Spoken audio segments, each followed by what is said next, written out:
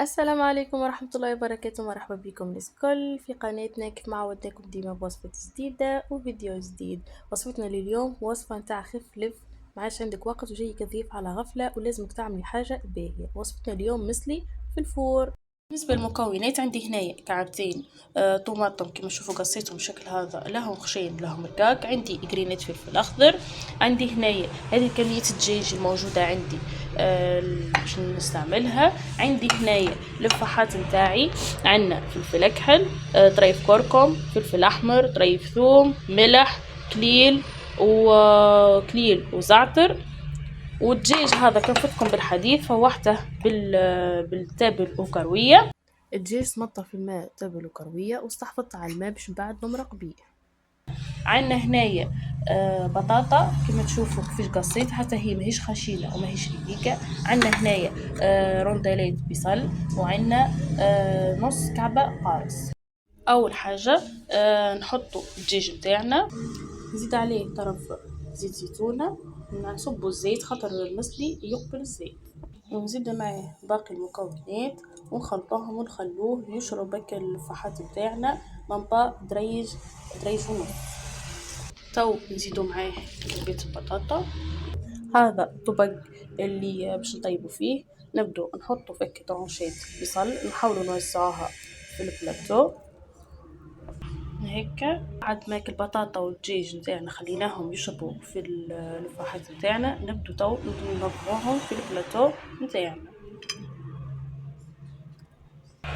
كما تشوفوا هكا. وتو نولوا نحطوا الطماطم. الفلفل مش باش نحطها تو، ديما نحب نحطها في الاخر خاطر انا كي نحطها المره الاولى ما نعرفش يعطيني مطعم، انا ما يعجبنيش نحط. حتى الطماطم عملنا لها نفس الشيء، حطيناها شربناها شويه الفاحه نتاعنا، وتو باش نعاودوا نحطوها في البلاتو.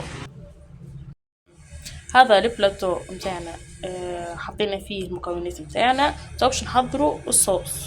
بالنسبه للصوص التفاح هذا اللي قاعد لنا من التفريح نزيدوه طرف ماء ونسقوا بيه البلاتو نتاعنا.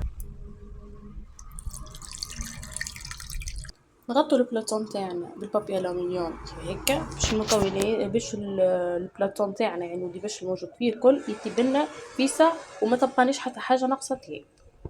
خلينا نحط البلاتو في الفور يطيب. ما تنسوش اللايك والاشتراك والتشجيع، ونشكركم كل من معجب فيديوهاتنا، وكل من معانا ومساندنا ومشجعنا. ربي يبارك لكم. هي عاد ما تنساش اللايك والاشتراك، خلي قناتنا تكبر. فور نشوفه فور كي نشوفوه كي يغلي كل شيء نولو تو نحطو الفلفل حليته ما يجيش هنا باش يدخل الفحم تاعنا ويسيب هو القوم تاعه، ورجوه للفوق ونقوى عليه النار خليه يعقد. شوفوا هاك المنظر وشوفوا هاك البنة نودكم ولا نشهيكم. كما قلت لكم وصفة خف لف فتكم بالحديث. وقت بعد ما وقت حطيت الفلفل انا قصيتك القارص وحطيته رونداليت باش يسيب ليك الحموضه نتاعه. زيد المسلي بنة عالمية. كما شفتوا في اول فيديو اني ما عملتش برشا دجاج خاطرني عملت طرف دجاج مصلي واحده في الفور. ان شاء الله تنهبط لكم الطريقه والوصفه في اقرب وقت. هذه وصفتنا اليوم، ان شاء الله تكون عجبتكم.